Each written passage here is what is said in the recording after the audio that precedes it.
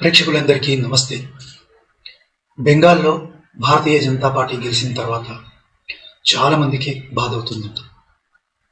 ఎంత బాధ అంటే చెప్పలేని బాధ. టీఎంసీ గుండాలు మన బీజేపీ క్యాడర్ మీద దాడులు చేయడము, సువేందు అధికారి ఎవరైతే ఉన్నారో ఆయన పిఏని ప్లాన్ చేసుకొని చంపేయడము, ఇవన్నీ చూస్తుంటే మనకు అనిపిస్తుంది అసలు ఇంత డెస్పరేట్ ఉంటారా పవర్కి. ఇంకోటి, ఈ డెస్పరేషన్ ఉండడం మంచిదే, కానీ ఓడిపోయినప్పుడు ఆ ఓటమిని ముందాగా ఒప్పుకొని పక్కకు జరిగిపోతే ఎంత బాగుంటుంది. అప్పటికీ Mamata Banerjee TMC party I think వాళ్ళు రీకౌంటింగో లేకుంటే ఎలక్షన్ కమిషన్కో దీనికో వెళ్ళినట్టున్నారు. అంటే ఈ ఎస్ఐఆర్ జరగడం వల్ల కొన్ని ఓట్లు కట్టయ్యాయి. ఆ ఓట్లు కట్టవడం వల్ల దాన్ని మనం ఓడిపోయాడమ్మా, ఆ పర్సంటేజ్ ఎంత. సో ఓకే, ఇది కూడా ప్రజాస్వామ్యమే, అలా చేసుకోవచ్చు, అది తప్పేం కాదండి. కానీ మనం చూస్తే బీజేపీ అంటే హిందుత్వం అంటున్నారు. అంటే బీజేపీ మాత్రమే హిందుత్వం కాదండి. బీజేపీ హిందుత్వానికి ఒక రకంగా సపోర్ట్గా నిలబడింది, కొంచెం ఫేవరబుల్గా మాట్లాడుతుంది. కానీ మరి ఇతర పార్టీలు, టీఎంసీ, సమాజ్వాదీ పార్టీ, డిఎంకే, ఏ పార్టీలో మాట్లాడట్లేదు కదా హిందువులకు ఫేవరబుల్గా. ఇప్పుడు మనం ఈ ఉదయనిధి స్టాలిన్నే తీసుకున్నాం. ఉదయనిధి స్టాలిన్ ఏం చేస్తాడండి? తమిళనాడు అసెంబ్లీలో నిలబడి విజయ్కి కంగ్రాచులేషన్ చెప్తూ అంటే సనాతనాన్ని నిర్మూలించాలి అంటాడు, ఎందుకంటే ఇన్ఈక్వాలిటీ ఉందంటాడు. ఇదన్నీ విని విజయ్ దండం పెడతాడు, కానీ ఏం మాట్లాడు. అంటే వీళ్ళంతా ఎవరి కోసం పనిచేస్తున్నట్టు? తమిళనాడులో 85% 84% హిందువులు ఉన్నారు. అంతమంది హిందువులు ఉండంగా కూడా వీళ్ళు అంత ధైర్యంగా ఇలాంటి స్టేట్మెంట్లు ఇవ్వగలుగుతున్నారంటే, అంటే హిందూ సమాజం అంత నిర్లిప్తంగా ఉందా తమిళనాడులో? బ్యాక్లాష్ ఎందుకు రావట్లేదు? వీళ్ళు ఎందుకు భయపడట్లేదు? ఇది నాకు అనిపిస్తుంది. సరే, ఇక మనం బెంగాల్కి వద్దాం. బెంగాల్లో ఓడిపోయినందుకు కూడా కేవలం టీఎంసీకే కాదండి, ఇటు కాంగ్రెస్కి, ఇటు లెఫ్ట్కి, అందరికీ బాధనే. బీజేపీ ఎలా వచ్చింది? మరోపక్క మనం పాకిస్తాన్లో చూస్తే పాకిస్తాన్ కూడా బాధపడుతుంది. అంటే బీజేపీ ఎలా వచ్చేసింది బెంగాల్లో, రాకూడదు కదా. సరే, ఇప్పుడు పాకిస్తాన్ని పక్కన పెడదాం. గ్రేటెస్ట్ న్యూస్ ఏంటంటే బంగ్లాదేశ్ నుంచి కూడా అనేకమైన వాయిస్లు వస్తున్నాయి. బీజేపీ గెలిచేసింది, వీఆర్ విత్ మమత.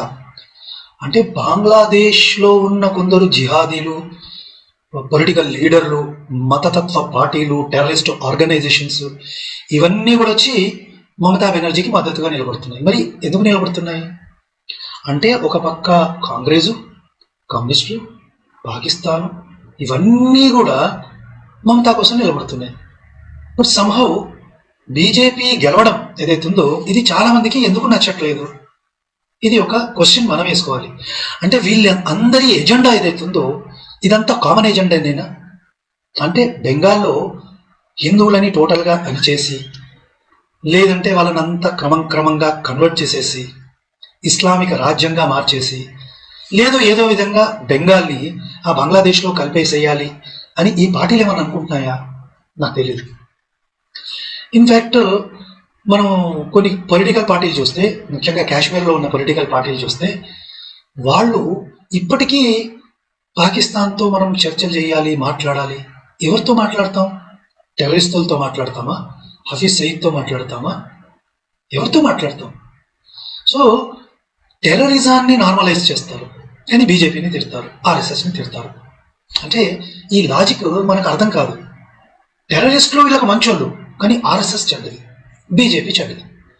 సరే, ఇప్పుడు మనం ఏం చేద్దామంటే కొన్ని ఏవైతే వాయిస్లు వస్తున్నాయో బంగ్లాదేశ్ నుంచి, వాటి గురించి మనం విందాము, ఆ వీడియోలు చూద్దాము, చూసి దీని మీద కామెంట్ చేసుకుందాం. ఎందుకంటే వీళ్ళ ఉద్దేశం ఏమిటి అది మనకు తెలియాలి. వీళ్ళ ఉద్దేశం తెలిసిందనుకోండి, అప్పుడు మనం కూడా ఆలోచించవచ్చు వీళ్ళతో ఎలా డీల్ చేయాలి. ఎందుకంటే ఇప్పుడు ఎదుటి వ్యక్తి ఉద్దేశం మనకు తెలియదు అనుకోండి, వాటితో ఎలా డీల్ చేయాలో ఎలా తెలుస్తుంది? సో అదనమాట. సో వెరీ వెరీ ఇంపార్టెంట్ అండి. సో నెక్స్ట్ నేను వీడియో ప్లే చేస్తాను, ఒకసారి మనం ఇది చూద్దామంట. సో ఇక్కడ మనకు కనిపించేది బంగ్లాదేశ్ ఆర్మీలో ఒక మేజర్ అబ్దుల్లా అజ్మీ అంట. వీడేమంటున్నాడో విందాం. বলেছেন না সেভেন সিস্টারের কথা, যতক্ষণ না পর্যন্ত আমরা এই সেভেন সিস্টারকে বিচ্ছিন্ন করতে পারবো, 7টা আলাদা রাষ্ট্র কায়েম করতে পারবো, ততক্ষণ পর্যন্ত বাংলাদেশ নিরাপদ নয়। సో ఈ క్యాండిడేట్ ఏమంటున్నాడంటే 7 సిస్టర్స్ అంటారు కదా, ఈశాన్య రాష్ట్రాలలో ఏవైతే 7 ఉన్నాయి, మణిపూరు, నాగాలాండ్, అస్సాము, వీటినన్నిటినీ మనం కబ్జా చేసుకోవాలి, వాటిని ఆక్రమించుకోవాలి. అంటే ఎప్పుడు కూడా బంగ్లాదేశ్ లేదంటే పాకిస్తాన్ ఆక్రమణ చేసుకోవాలి. అంటే ఇతర దేశాలను ఆక్రమణ చేసుకోవాలి, అక్కడ మారణ హోమం చేయాలి, అక్కడున్న ఇతర మతాల వాళ్ళు అంటే హిందువులు కావచ్చు, సిక్కులు, బౌద్ధులు, జైనులు, క్రిస్టియన్లు ఎవరైనా కానివ్వండి వాళ్ళని చంపేయాలి. ఆడవాళ్ళను అంటే రైట్ హ్యాండ్ పొజెస్ అంటారు కదా, అలా పెట్టుకోవడం, మగవాళ్ళని చంపేయడం, లేకుంటే అందరినీ కన్వర్ట్ చేయడం, ఇది కామన్ ప్యాటర్న్ అనమాట. ఈ ఉగ్రవాదుల ప్లాను, ఈ ఇస్లాం ప్లాన్ అది ముందు నుంచి ఉందండి. సో ఇది ఒరిజినల్ ప్లాన్. ఇంకోటి, వీళ్ళకు హిందూ పండుగలు అంటే కూడా నచ్చు బంగ్లాదేశ్. సో సంక్రాంతిని బ్యాన్ చేద్దామని కొందరు ఊరేగింపు తీశారు. ఆ వీడియో మనం చూద్దాం.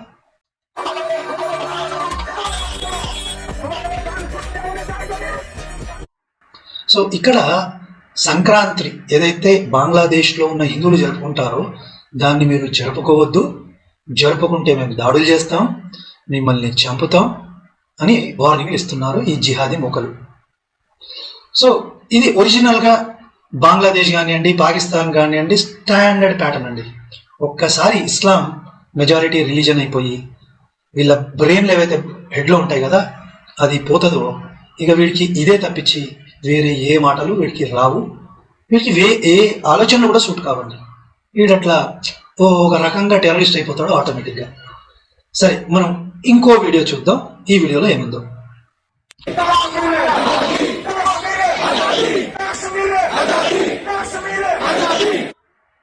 ఈ వీడియో మళ్ళీ బంగ్లాదేశ్ నుంచే. అక్కడ వీళ్ళు జులూస్ తీసేసి కాశ్మీర్కు ఆజాదీ అంటున్నారు. అంటే ఇక్కడ ఉన్న ఈ టెర్రరిస్ట్ సంస్థలు కానీ, ఈ జిహాదీలు కానీ they are working for Pakistan. ఇప్పుడు కాశ్మీర్ ఆజాద్ అయిపోతే ఏం చేస్తుందండి? కాశ్మీర్ తనంతకు తాను ప్రొటెక్ట్ చేసుకోలేదు కదా. మన ఆర్మీ ఉంది, మనం ఉన్నాం కాబట్టి దాన్ని కాపాడుకుంటున్నాం. బట్ ఒక్కసారి కాశ్మీర్ ఆజాద్ అయిపోయింది అనుకోండి, నెక్స్ట్ ఏమవుతుంది? జిహాదీ మూకలు, పాకిస్తాన్ ఆర్మీ వచ్చి కబ్జా చేసుకుంటాయి. ఆల్రెడీ 1947లో ఈ పనులు చేశాయి, అదే చేస్తుంది. సో వీళ్ళ ప్లానింగ్ చాలా క్లారిటీ ఉంటుందండి. మనకు క్లారిటీ ఉండదు, వాడికి మంచి క్లారిటీ ఉంటుంది. ఒక పక్క బంగ్లాదేశ్ 7 సిస్టర్ని కబ్జా అంటది, ఇక్కడ పాకిస్తాన్లో కాశ్మీర్ కలవాలి. అది కలవాలంటే కాశ్మీర్ ఆజాద్ కావాలి. సో ప్యాటర్న్ గుర్తుపెట్టుకోండి ప్రేక్షకులు, వీళ్ళ క్లారిటీ క్రిస్టల్ క్లియర్ ఉంటుంది. క్లారిటీ లేనిది ఎవరికి అంటే సాధారణ సెక్యులర్లు, లెఫ్ట్ లిబరల్, వీళ్ళు కూడా తెలుసు కానీ నాటకాలు ఆడుతుంటారు, నాకేం తెలియదు, మేము అమాయకులం అన్నట్టు. సో ఇప్పుడు అసలైన విషయానికి వద్దాం. ఇందులో ఒక ఆర్మీ జనరల్, ఒక ఆర్మీ మేజర్ వాడేమంటున్నాడు ఒకసారి విద్దాం. সাম্প্রদায়িক দাঙ্গাবাজ বিজেপি নেতাদের কাছে ক্ষমতা হস্তান্তর না করার সাহসী সিদ্ধান্তকে আমরা অভিনন্দন জানাচ্ছি. సో వీడేంటంటే బంగ్లాదేశ్ ఆర్మీలో ఒక మేజర్. వీడేమంటున్నాడు అంటే ఓట్ చోర్. ఎవరు? బీజేపీ ఓట్ చోర్ అంట, మతతత్వ పార్టీ అంట. ఈడేమో శుద్ధపు సైడ్, ఈడు పెద్ద శుద్ధపు సైడ్. సో ఈడేమంటున్నాడు అంటే we are standing with Mamata Banerjee, మేము మమతా బెనర్జీతో నిలబడ్డాము, మీరు రివోల్ట్ చేయండి, మమతా బెనర్జీ మీరు రివోల్ట్ చేయండి, మీ వెస్ట్ బెంగాల్ ఏదైతుందో దాన్ని మా బంగ్లాదేశ్లో కలిపేయండి, మేము బంగ్లాదేశీలము మీ వెంటే నిలబడతాము, మీరు స్వతంత్రాన్ని డిక్లేర్ చేసుకోండి అని చెప్తున్నాడు. ఇప్పుడు మరి మమతా బెనర్జీ ఏమని ఉంటుంది? ఏమని అనిందా? నేనైతే చూడలేదు. అంటే వీళ్ళ టార్గెట్ ఏంటి? బెంగాల్ని కబ్జా చేసుకోవాలి. ఇన్ఫిల్ట్రేషన్ అందుకే జరుగుతుంది కదా. ఇప్పుడు మమతా బెనర్జీ ఉన్నప్పుడు ఫుల్ ఇన్ఫిల్ట్రేషన్, అటు నుంచి ఇటు, ఇటు నుంచి అటు దర్జాగా వెళ్ళిపోయారు, ఎవ్వడు పట్టించుకోలేదు. స్టాండింగ్ ఇన్స్ట్రక్షన్స్ ఉన్నాయి అప్పుడు, ఏం చేయొద్దు. పోలీసు వాళ్ళు, పొలిటికల్ లీడర్లు, ఈ రాడికల్ జిహాదిస్టులు, వీళ్ళంతా ఎవడెక్కడికైనా వచ్చినా వాడిని కాపాడి, వాడు రాగానే వానికి ఆరతి పట్టి మెడలో దండేసి ration card, voter ID card, Aadhaar కార్డులు అన్నీ చేసి వాళ్ళ చేతిలో పెట్టి వాళ్ళతో ఓట్లు వేయించుకున్నారు. ఒక జోక్ చెప్తుంటారు, అదేంటంటే భారతదేశంలో ఉన్న హిందువులకి, భారతదేశంలో ఉన్నోళ్ళకి అన్ని కార్డులు ఉండవు, కానీ వీడి దగ్గర అన్నీ ఉంటాయి. ఎందుకంటే చేసి పెట్టే ఎకో సిస్టమ్ ఉంది, వాడు రాగానే అన్ని చేసి పెట్టేస్తారు వాడికి. ఇప్పుడు మనకు అట్లా చేసి పెట్టేటోడు ఎవరు లేదు కదా, మనమే తిరగాలి. అంటే అంత ఈజీ అన్నమాట. బంగ్లాదేశ్ నుంచి వచ్చిందంటే వాడికి అన్ని రెడీ అన్నమాట. వానికి ఉండడానికి ఇల్లు కట్టిస్తారు, రేషన్ కార్డు ఇస్తారు, బియ్యం ఇస్తారు. వాడు ఓ 10 మందిని 20 మందిని కంటాడు, ఊరి మీద వదులుతాడు. ఆడపోయి బాంబులు పెట్టుడు, హిందూ అమ్మాయిలను లేపుకోపోవడము, లవ్ జిహాద్లు చేయడము, ఇలా. ప్లస్ ఇదే కాదు, వీళ్ళు ఎక్కడైతే లేబర్ వర్క్ చేస్తారో, ఎందుకంటే లేబర్ వర్క్ తప్పించి చదువుకునేది ఏం లేదు, వీళ్ళు లేబర్ వర్క్ చేస్తారు. ఇప్పుడు మన వాళ్ళు ఇక్కడ ఒక 500-600 కూలి చేస్తే ఎవడు 400కే చేస్తాడు. 400కి చేస్తే ఎవడైనా మన వాళ్ళని ఎందుకు పెట్టుకుంటారు? అరే వీడు ఈయన పెట్టుకుంటే తగ్గుతుందిరా అని ఆని పెట్టుకుంటాడు. సో మన వాళ్ళ లేబర్ల ఉద్యోగాల పైన వాడు ఇక్కడ ఉన్నాడు, వానికి ప్రొటెక్షన్ ఉంది, పొలిటికల్ లీడర్లు కాపాడుతున్నారు, తినడానికి తిండి, ఉండడానికి ఇల్లు, గ్యాసు, బియ్యము అన్నీ ఓటేస్తాడు. బంగ్లాదేశ్ నుంచి వచ్చిన ఈడు ఇక్కడ సీఎం ఎవరు కావాలో కూడా ఆడే డిసైడ్ చేస్తాడు, ఎమ్మెల్యే ఎవరు కావాలో ఆడే డిసైడ్ చేస్తాడు. అంటే పండగ చేసుకున్నారన్నమాట వీళ్ళు. ఇప్పుడు బీజేపీ వచ్చింది. బీజేపీ వస్తే ఇప్పుడు ఏం కావాలి? ఫెన్సింగ్ మొత్తం వేసేస్తాం. ఎందుకంటే ఆ నదులు ఏవైతే ఉన్నాయో అక్కడ ఫెన్సింగ్ వేయడం ఇన్ని రోజులు రాలే. నదులు కానీ చెరువులు అక్కడ ఫెన్సింగ్ వేయడం రాలే. ఇప్పుడు సువేందు అధికారి రాగానే సంతకం పెట్టేశాడు, మొత్తం కంచె కట్టేస్తాము, ల్యాండ్ అలాట్ చేసేస్తాడు, 600 ఎకరాలు వాళ్ళంతా బార్డర్. So fencing కట్టేస్తాడు. మొన్ననే ఎవరో ఇద్దరు స్మగ్లింగ్, ఒక 8 మంది దూరినట్టున్నారు, స్మగ్లింగ్, ఆవు స్మగ్లింగ్ అది ఇది. వాడు దర్జాగా వచ్చేస్తుంటే వార్నింగ్ ఇచ్చారు, వినలే, షూట్ చేసేసారు. సో ఇద్దరు చచ్చిపోతున్నారు. అక్కడ వాళ్ళకి బాధ అవుతుంది అనమాట. అట్టెట్లా చంపుతాను, బార్డర్ మీద ప్రశాంతంగా ఉండాలి, బార్డర్ మీద గొడవలు కావద్దని బంగ్లాదేశ్లో ఉన్న వాళ్ళు మనకు అడ్వైజ్ ఇస్తారు. అరే గొడవలు ఎందుకు అవుతున్నావురా, నువ్వు దూరితే కదా అవుతున్నాయి గొడవలు. నువ్వు ఇంటర్నేషనల్ బార్డర్ని దాటి దూరి ఇక్కడ ఆవుల్ని, స్త్రీలని అందరినీ స్మగ్లింగ్ చేసి ఒక ర్యాకెట్ నడిపించి డ్రగ్స్, ఆర్మ్స్ ఇవన్నీ చేస్తుంటే బీజేపీ ప్రభుత్వం, సువేందు అధికారి సీఎంగా ఉన్న ప్రభుత్వం చూస్తూ ఊరుకుంటుందా? మమతా బెనర్జీ ఊరుకుంది. ఆమెకు ఓట్లు కావాలా, లేకుంటే ఇస్లాంకి సరెండర్ అయ్యి జిహాదీలు ఇచ్చే డబ్బులు తీసుకుందాం మనకు తెలియదు. ఆమె సైలెంట్ ఊరుకుంది. మిగతా వాళ్ళు ఎందుకు ఊరుకుంటారు? బీజేపీ ఎందుకు ఊరుకుంటుంది? ఊరుకోదు, షూట్ చేసి పడేశారు. కానీ ఇక్కడ మనం గమనించాల్సింది ఏంటంటే, మరి మమతా బెనర్జీ ఎందుకు ఊరుకుంది, బీజేపీ ఎందుకు ఊరుకోవట్లా? ఇక్కడ నేషనలిజం వస్తుందండి. బీజేపీ కానీ ఆర్ఎస్ఎస్ కానీ నేషనలిజాన్ని, మన దేశం బాగుండాలి, బలంగా ఉండాలని కోరుకుంటుంది. మమతా బెనర్జీకి అవసరంలే, నా దేశం ఏమైనా పర్లేదు, నా బెంగాల్ ఏమైపోయినా పర్లేదు, నాకు అక్కడ బంగ్లాదేశ్కి వచ్చిన వాళ్ళు రోహింగ్యాలు, వాళ్ళకు సిటిజన్షిప్ కల్పించాను, వాళ్ళకి బియ్యం ఇస్తున్నా, రేషన్ ఇస్తున్నా, ఓటర్ ఐడి కార్డు తయారు చేసి ఇస్తున్నా, వాళ్ళు నాకు బుద్ధి గెలిపిస్తే చాలు, నేను పోయిన తర్వాత ఈ దేశం ఏమైపోయినా పర్లేదు. సో ఇలాంటి నాయకులని గెలుచుకున్నారు, ఇన్ని రోజులు గెలిచారు. బంగ్లాదేశ్ కూడా అదే కోరుకుంటాడు. మమతా మొత్తం సర్వనాశనం చేసింది బెంగాల్ అనుకోండి, వాళ్ళు వచ్చి కబ్జా చేసుకుంటారు. Demography decides. సో డెమోగ్రఫీ మొత్తం మారిపోయింది అనుకోండి, కబ్జా చేసుకుంటాడు. అప్పుడు ఏం చేయగలుగుతాం? ఏం చేయలేం. సో మమతా బెనర్జీ ఊరుకోవడానికి కారణం ఏంది అంటే, ఓట్ బ్యాంక్ కావచ్చు, లేదంటే ఆమెకు దేశం మీద ప్రేమ లేదు అని అనుకోవాలి నేను, లేదు అంటే జిహాదీ ముఖల్ని ఇన్ఫిల్ట్రేట్ చేయడానికి ఆమెకు ఇంకో పెద్ద ఎవరన్నా సపోర్టర్ ఉన్నాడా, అంటే ఎవరి డబ్బులైనా తీసుకొని పనిచేస్తుందా, సిఐఏతో పనిచేస్తుందా, లేకుంటే బంగ్లాదేశ్ పాకిస్తాన్తో కలిసి పనిచేస్తుందా, మనకు తెలియదు. మరి ఇవన్నీ చేస్తుంది, ఊరుకుంటుంది, ఇన్ఫిల్ట్రేషన్ అవుతుంది అంటే మరి ఆమె ఎవరి కోసము పనిచేస్తుంది అని నేను అనుకోవాలి. బట్ వాడికి క్లారిటీ ఉంది, బంగ్లాదేశ్ వాడేంటి, కబ్జా చేసుకోవాలి. అందుకే మమతా బెనర్జీని రెచ్చగొడుతున్నారు. మమతా బెనర్జీని అట్లట్లా తీసేస్తారు మీరు, ఆమెనే ఉండాలి. అరే నువ్వు ఉన్నది బంగ్లాదేశ్లో, బెంగాల్లో ఎవరు సీఎం ఉండాలో నువ్వెవరు డిసైడ్ చేయడానికి అంటే వాడు దూరుతాడు. ఎందుకంటే బంగాల్ని ఇస్లాంకి కన్వర్ట్ చేయాలి అంటే ఇన్ఫిల్ట్రేటర్ని పంపించి డెమోగ్రఫీని మార్చి క్రమంగా కబ్జా చేసుకోవాలి. అందుకే బంగ్లాదేశ్ అసెంబ్లీలో కూడా, పార్లమెంట్లో కూడా ఒక ఎంపీ ఒక స్టేట్మెంట్ ఇచ్చాడు. అదేంటంటే, ఇప్పుడు బీజేపీ వచ్చింది, వీళ్ళందరూ పారిపోయి ఇక్కడికి వస్తే ఎట్లా, అందరూ వచ్చి ఇక్కడికి వచ్చి పారిపోయి వస్తే ఎట్లా, మనకు రిసోర్సెస్ సరిపోవు. ఇదే కాదు, అక్కడ మా బంగ్లాదేశీయులకు ఏమైనా జరిగితే మా దేశంలో ఉన్న హిందువులను మేము చంపేస్తాం, 15 కోట్ల బంగ్లాదేశీయులు వచ్చేసి మీ ఇండియాని ఆక్రమించేస్తాం అని ఒక స్టేట్మెంట్ ఇచ్చాడు.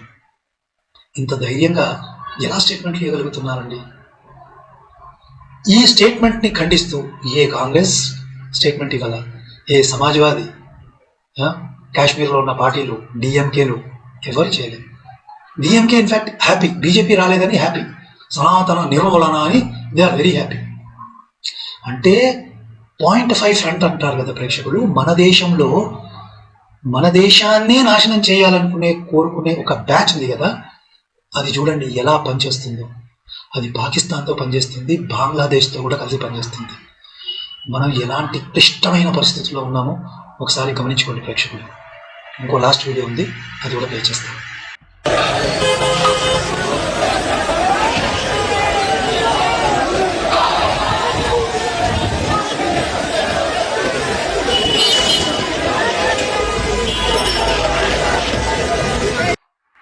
ఇక్కడ ట్రక్కులలో, లారీలలో ప్రొటెస్ట్ చేస్తున్నారు ముస్లిమ్స్. వీళ్ళంతా ఇండియన్ ముస్లిమ్స్ కాదండి, వీళ్ళంతా బంగ్లాదేశీ ముస్లిమ్స్. బంగ్లాదేశ్లో ప్రొటెస్ట్ చేస్తున్నారు. అట్టెట్లా మమతా బెనర్జీని మీరు తీసేస్తారు, మాకు మమతా బెనర్జీయే కావాలి అంటే వెస్ట్ బెంగాల్లో సీఎం ఎవరు ఉండాలో వాడు డిసైడ్ చేస్తున్నాడు, వాడు కోరుకుంటాడు. అంటే ఎందుకు కోరుకున్నాడండి? బంగ్లాదేశ్ వాడికి క్లారిటీ ఉంది, వెస్ట్ బెంగాల్ని కబ్జా చేసుకోవాలి, ఇండియా నుంచి క్యాటిల్ స్మగ్లింగ్ చేయాలి, ఇండియా నుంచి హ్యూమన్ ట్రాఫికింగ్ చేయాలి, ఇండియాలో డ్రగ్స్ పంపించాలి, ఆర్మ్స్ అండ్ అమ్యునిషన్ పంపించాలి, ఇండియాని నాశనం చేయాలి. వాడు క్లారిటీతో ఉన్నాడు. అందుకే వాళ్ళకు మమత కావాలి. ఎందుకంటే మమత ఇవన్నీ పట్టించుకోదు. ఆమె హజ్జులు కానీ మసీదులు కట్టుకోవడానికి 5,000 కోట్లు ఇస్తుంది. కానీ ఒక హిందువు గుడి కూడా తెరుచుకోలేడు, పూజ కూడా చేసుకోలేడు. అమ్మవారి రథయాత్ర ఇదేదన్నా తీయాలన్నా, రామనవమికి రథయాత్ర తీయాలన్నా కోర్టుకు పోయి పర్మిషన్ తెచ్చుకోవాలి హిందువు.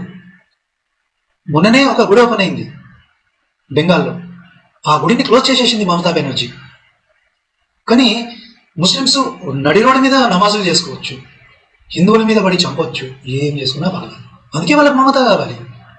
వాళ్ళకి బీజేపీ అక్కర్లే. ఎందుకంటే బీజేపీ రాగానే ఏమైంది, గుడి తెరుచుకుంది, బార్డర్ ఫెన్సింగ్ వస్తుంది, స్మగ్లింగ్ని స్టాప్ చేస్తారు, అక్రమంగా దొరికితే షూట్ చేసేస్తారు, బంగ్లాదేశ్లోనే ఎక్స్పోర్ట్ చేసేస్తారు, కాన్సన్ట్రేషన్ క్యాంపులు స్టార్ట్ అవుతాయి. మీరు ఉంటారా పోతారా ఒకటే అడుగుతుంది బీజేపీ. సువేందు అధికారి క్లారిటీతో ఉన్నాడు, మీరు ఇక్కడ ఉంటే సస్తారు, కాబట్టి మీ అట్టా బుట్టా చట్టా అంటారు కదా, అవన్నీ చదువుకొని పారిపోండి, ఇక్కడ ఉంటే మాత్రం మీరు చస్తారు, ఎవడైనా దొరికితే షూట్. సో వాళ్ళ ఎకనామీ, బంగ్లాదేశ్ ఎకనామీ ఏదైతే ఆర్మ్స్ మీద, డ్రగ్స్ మీద, స్మగ్లింగ్ మీద ఆధారపడిందో అవన్నీ జీరో. అందుకే వాళ్ళకు బీజేపీ వద్దు బంగాల్లో, వాళ్ళకు మమతా బెనర్జీ కావాలి. ఎందుకంటే మమతా వాళ్ళ ఫేవరెట్. మమతా ఎందుకు ఫేవరెట్ అంటే వాళ్ళు ఏమేమనుకున్నారో అన్నీ సాగనిచ్చింది, పండగ చేసుకున్నారు మమతా బెనర్జీ ఉన్నప్పుడు. ఇప్పుడు సువేందు అధికారి, ఆయన కూడా యోగి ఆదిత్యనాథ్ రూపంలో ఆ అవతారంలో వచ్చాడు ఇప్పుడు, కాబట్టి చేసేస్తాడు. సో ఆలోచించండి ప్రేక్షకులు, మన దేశంలో ఉన్న 0.5 ఫ్రంటే కాదు, అటు పాకిస్తాను ఇటు బంగ్లాదేశ్, అక్కడ ఉన్న ఈ జిహాదీ మూకలకి మన దేశంలో ఎవరు ఉంటే బాగుంటుందో వాళ్ళకి తెలుసు. అందుకే పాకిస్తాన్లో కూడా ఏమనుకుంటారు, మోదీ మాకొద్దు, మాకు రాహుల్ గాంధీ కావాలి, మోదీ మాకొద్దు, మోదీ ఉంటే మేము ఆటలు సాగలేము, బాంబ్ బ్లాస్ట్లు చేయలేము, మోదీ వచ్చి టెర్రరిస్టులను లేపేస్తున్నాడు. ఇది వీళ్ళ బాధ. సో మరి మనకు ఏ నాయకుడు ఉంటే బాగుంటుంది? మనకు కాంగ్రెస్ కావాలా, టీఎంసీ కావాలా, ఎవరు కావాలో మన దేశంలో ఉన్న మనం డిసైడ్ చేయాలి. మన దేశం బాగుపడాలంటే ఎలాంటి పార్టీ మనకు కావాలి? మన భారతదేశం బలంగా ఉండి మనల్ని కాపాడగలిగే ప్రభుత్వాలు మనకు కావాలి. అలాంటిది ప్రస్తుతానికి ఇప్పుడున్న సిచ్యువేషన్లో కాంగ్రెస్ ఇవ్వలేదు, ఎస్పీ, టీఎంసీ, డిఎంకే, కేజ్రీవాల్ ఏ పార్టీలు కూడా మనకు ప్రొటెక్షన్ని ఇవ్వలేవు. మనకు ఇప్పుడు ప్రొటెక్షన్ ఇవ్వగలిగిన ఏకైక పార్టీ, అది కూడా నేషనలిస్ట్ పార్టీ, మనకు బీజేపీ. కాబట్టి ఇక వేరే గత్యంతరం మనకు లేదండి. ఫ్యూచర్లో ఏదన్నా ఇంకా హిందుత్వాన్ని నిలబెట్టే పార్టీ కూడా వస్తే మనం దానికి ఓటేసుకుందాం. ప్రస్తుతానికైతే బీజేపీని, మోదీని అటు అస్సాంలో ఇటు బెంగాల్లో ఎక్కడెక్కడైతే బీజేపీ ప్రభుత్వాలు ఉన్నాయో వాటిని మనం నిలబెట్టుకోవాలి, వాళ్ళని నెగ్గించుకోవాలి, తద్వారా మనల్ని మనం కాపాడుకోవాలి. సో అది ప్రేక్షకులు నేను ఈ వీడియోలో చెప్పాలనుకున్నాను. సో వీడియో నచ్చితే తప్పనిసరిగా లైక్ చేయండి, 10 మందికి షేర్ చేయండి. ఇంకోటి, నా స్టూడియో పెట్టిన తర్వాత నేను రిక్వెస్ట్ చేయలేదండి, మన ఛానల్లో ఉన్న వ్యూస్ బాగా పెరగాలి, బాగా పెరగాలి. మన టార్గెట్ 1 lakh. మినిమం ఒక 25,000 టచ్ చేయండి ఈ వీడియోని. 25,000 ప్రతి వీడియో టచ్ చేయండి. తర్వాత మనం ఇంకా హయ్యర్ టార్గెట్ పెట్టుకుందాం. సో లైక్ చేయండి, షేర్ చేయండి, మొహమాట పడకుండా మీ గ్రూప్లలో షేర్ చేయండి. ఎందుకంటే మనం చెప్పిన విషయాలు, మన వాయిస్ అందరికీ చేరాలి. ముఖ్యంగా సెక్యులర్లు అని చెప్పుకున్నారు కదా, వాళ్ళకి మన వాయిస్ చేరాలి ప్రేక్షకులు. సో మరో మంచి వీడియోతో మళ్ళీ కలుద్దాం. జై శ్రీరామ్, భారత్ మాతాకి జై.